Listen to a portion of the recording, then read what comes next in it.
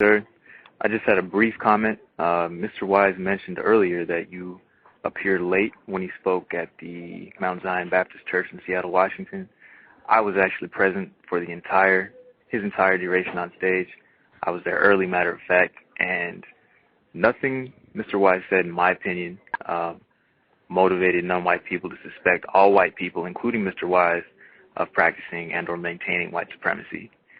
And after the program, Mr. Wise stepped off the podium with some non-white people in security T-shirts to make sure non-white people approaching him didn't impede him getting out of the auditorium. Just an observation. And that's all. It's an inaccurate one.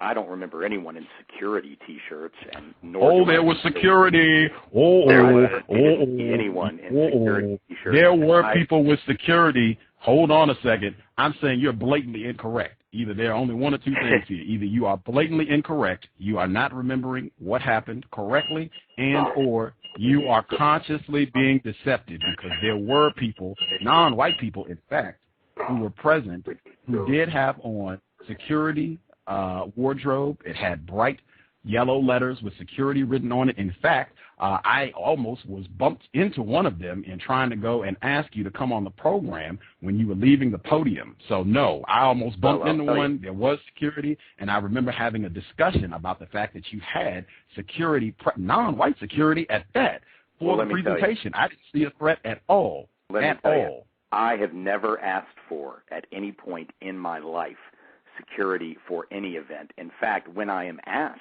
if I want security, which has happened before, it did not happen. I wasn't asked that evening whether I wanted any. When I have been asked, I have always said no for any number of reasons. I do not believe in traveling with security, and I have never traveled with security or requested it. Now, if there were people there, I did not notice them. I did not pay attention to them, in part because I had not asked for them. I would have felt no reason to have security. The only reason they may have had people there who were dressed that way and providing that service, which, again, I am utterly unaware of any plans they had to do that, and it was not at my request. But the only reason I could imagine that they could have is because in the past, when I have come to the Pacific Northwest, both in Seattle and in Bellingham and in Everett and in Portland and in Olympia and several other places around the Pacific Northwest, there have been several occasions, I would say 3 or 4 that I know of, where there have been specific threats issued by neo-Nazi and overtly white supremacist groups against me, and where those individuals have come to the events with the intent to disrupt. I have never, even with that, asked any institution to provide me security because of that, but it may be that there were others who asked for that security, whether it was the pastor at the church, who I had never met until that evening, whether it was Dr. Moore, who I, of course, have known for many years, but I certainly didn't ask him for security, nor do I think he would have asked the church for it, or it may just be that the church has a policy whenever an event is held in their building to have that, but it was not requested by me. So if they were there, rest assured, I did not ask for them, and I did not ask them to either prevent you from coming up to me or anyone else. In fact, when we went into the rectory or whatever that room is called down at the basement level, and I was doing the books, we were selling the books and signing the books, I spoke to you, as I recall, down there, and nobody, to my knowledge, tried to keep you from speaking to me. If they did, I'm certainly sorry that happened. It was not at my request. So I can't speak to what the church did, but I can certainly speak to the fact that I was not involved in the securing of those security individuals, and I don't much appreciate the implication that it was somehow something I asked for, which I think was the implication of the caller's statement. Oh, wait a minute. I want to get him too, but I want to point this out. I believe this is the same thing I pointed out earlier. None of that was relevant to what the caller said. I did not say you were responsible for the security being there. I have no idea who made the call to organize security being at the event. The only thing that I said was that you were inaccurate to say that there was no security presence, because there was. Now, they might sleep in the building. They might be there every day. Dr. Moore might have provided them. They might have volunteered to do it. I don't know, but they were present. Back of the bus, can you get that one more time, the point of your call, because I feel he deviated greatly from what the point of your call was. So give me that one more time. You're live. Sorry, you speaking to back of the bus? Yes, sir. Can you give it to me one more time, what your point was, the point of your comment? Oh, the point of my comment was I was there early, matter of fact, to see Mr. Tim Wise speak, and nothing that was said by Mr. Wise, in my opinion, motivated non-white people to be suspicious of any white person or Mr. Wise himself. And at the end of the program, there were some non-white people, black people specifically, in black security T-shirts, and if I remember correctly, it said security in yellow print. That was it. Do you, back of the bus, do you recall any non-white people running to Tim Wise, adulation, love, respect, everything but this guy I suspect is a racist? Do you recall any of that, or am I making that up? No, I do recall that. Matter of fact, I believe he got a standing ovation. I mean, yeah, I do recall that. If there was a need for security, it was definitely demonstrated, I remember. Okay. I actually agree with Mr. Wise. Hang on, back of the bus. I'm going to come back. Just hang tight on the line. I actually agree with Mr. Wise. I did not feel there was a need for security for him at all. I did not feel that anyone in the building had any intention of harming Mr. Wise. I felt he could not have been safer that evening. There was nothing but love, respect, adulation, and no suspicion at all that this gentleman's agenda continues to be to refine, maintain the system of white supremacy, but I could be incorrect.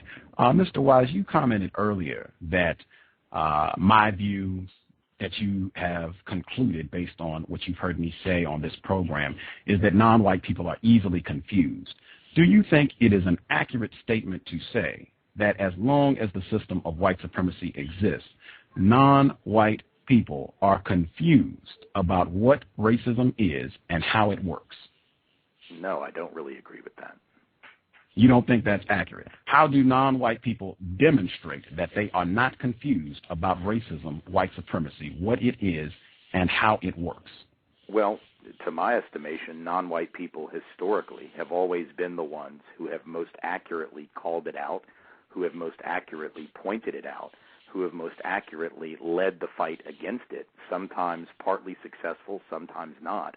It has always been people of color, so far as I can tell, who have spoken the most directly to the problem and who have analyzed the problem most explicitly. On the other hand, those persons who are white have typically been the ones who manifest profound denial about the problem, who do not seem to see the problem as a problem at all or understand it or even know how to speak about it.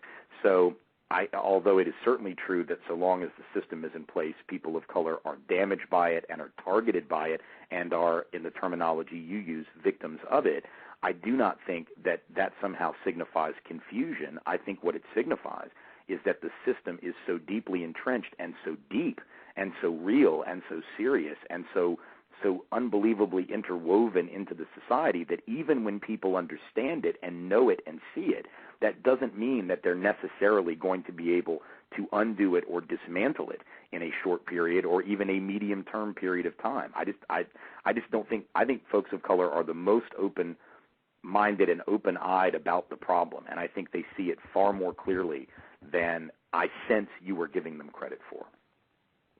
Okay. I want to point out for our listeners, I again feel that was not directly answering my question. I asked, how do non-white people demonstrate that they are informed about racism, white supremacy? And what he said, Mr. Wise, was that non-white people have spoken out directly about racism, white supremacy, clearly, and spoke directly to what the problem is, whereas white people tend to avoid that.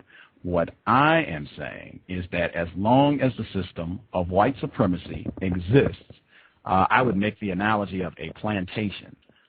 If you have slaves and you're going to say that they're not confused about this plantation system, they're not confused, they got a great understanding of it, I would say these folks should be able to use that understanding to get off the plantation.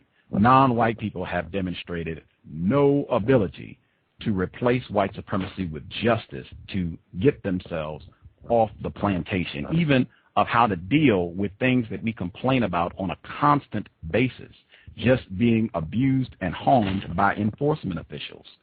We do not demonstrate any ability to even codify how to deal with that. We just go out and march and complain and make books and songs about police officers, enforcement officials, harming us. This has gone on for years, decades. Richard Pryor complaining about this. Ralph Ellison complaining about this. The Black Panthers complaining about this. People marching in Oakland about Oscar Grant, Dr. Henry Louis Gates. This has gone on for eons. And we, non-white people, victims of white supremacy, have demonstrated no ability to codify how do we deal with enforcement officials so that we do not get harmed. In my view, this is just basic logic. Any person who's being honest about racism, white supremacy would have to admit non-white people are confused about what to do about white people worldwide. I don't think there's anything crazy about that statement. I don't think it's being disparaging. I think it's being incredibly honest about the system of white supremacy and what it has done to non-white people. And it is beautiful that the Oreo experience was the guest who preceded you on this program, a non-white female who blogs about her self-loathing and how terrible it is to be black and what a wonderful thing it is to be close to white people. She does this ostensibly as a joke.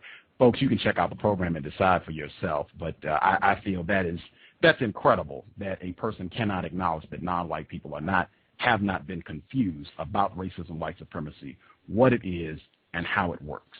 Can I respond to that? Because I'm not saying... I need a quick one. I need Okay. a quick one. I need Okay, a quick yeah. one. I need a quick one. I'm just saying that the term confusion is maybe where I'm getting tripped up with your statement. I'm just saying the fact that people of color have not yet figured out how to dismantle the system of white supremacy does not suggest to me, to my way of thinking, that they are confused about the system itself. It simply means that the answer to undoing something as deeply entrenched as white supremacy, just like capitalism or any other system, has not yet been found as a solution. But I think that there's still clear-headedness about the problem. I just don't think maybe we're not really disagreeing. Maybe we're agreeing more than we're disagreeing. I'm just saying I don't think that non-white peoples are confused about the problem. I think everyone is unclear as to what the solution is going to be. I agree with that aspect, but I think the problem is seen actually very clearly by peoples of color historically. And that's why we've seen, for example, the plantation system of enslavement was overthrown because, frankly, there were 250 rebellions by enslaved peoples that weakened the system of enslavement so that once the Civil War happened, it could then be dismantled. That wouldn't have happened without those rebellions, and those rebellions wouldn't have happened had those enslaved human beings who were non-white not understood the problem. So it didn't get rid of the whole system of white supremacy, but it did end the formal enslavement system because they knew exactly what the system was. Again, I do not agree. The problem was not formal slavery. The problem was and continues to be the system worldwide of racism, white supremacy, and the non-white people. If they thought getting off the plantation was going to do it, clearly they were confused about what was happening worldwide. If just getting out of these shackles and getting away from master is going to solve my problems, they were in for a rude awakening. And the evidence shows that clearly. The fact that you would even bring that up is kind of a repugnant example of racism in my view, but I could be wrong. You all can listen and decide for yourselves. I want to go to this letter because I have referenced this consistently. I didn't bring it up last time because I didn't want to make the program about Gus T. Renegade having to defend anything that I do as a victim of white supremacy. I really wanted to focus it more on Mr. Tim Wise, what he is doing or not doing to allegedly work against racism, white supremacy. And there are two letters, actually, two very lengthy letters. And I just want to point out some of the highlights. I already read one, his comment about Dr. Francis Cress Welsing's pseudoscientific bullshit. I want to point out some different aspects of the letter just to get Mr. Wise's comments. And he can check me to make sure that I've not added anything or doctored the letter, that it's exactly what he said. Have I done anything to misrepresent you in what I have said on the program or the way I have written descriptions for the program, talked about you, anything that you've seen? What have I done to misrepresent you? I think the misrepresentation, or a partial misrepresentation, which I think I've alluded to in those emails, and I don't have them in front of me, but as I recall, I do. Okay, and I recall mentioning in there that I felt that your representation, for example, of the admitted white supremacist known as Tim Wise was problematic for two reasons. One, I'm not known as that. That is my name. It's not a pseudonym. It's not something that I